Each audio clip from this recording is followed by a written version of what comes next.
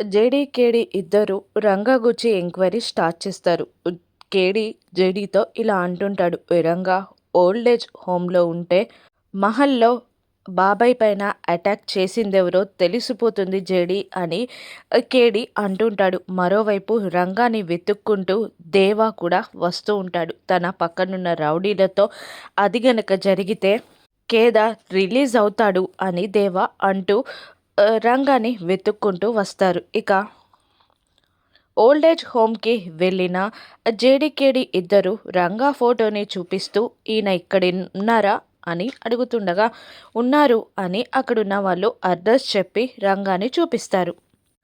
రమ్య రంగాన్ని తీసుకురావడానికి వెళ్తుంది.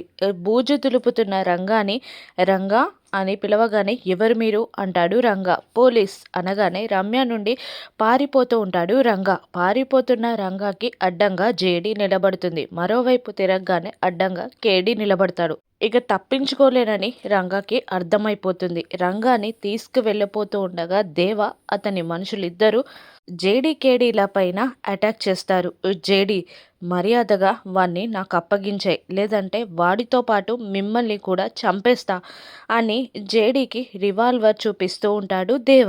అది చూసిన జేడీ గంభీరంగా ఏదో జోక్ విన్నట్టు దేవాకి ఎదురుగా నిలబడుతుంది. చెప్తున్నాను జేడీ, నీకే వాణ్ణి నాకు అప్పగించు, లేదంటే నిన్ను చంపేస్తా అని బెదిరిస్తూ ఉంటాడు. ఇప్పుడు దేవా పరిస్థితి ఏంటో జేడీ చేతుల్లో రానున్న ఎపిసోడ్స్లో చూద్దాం. Thank you for watching.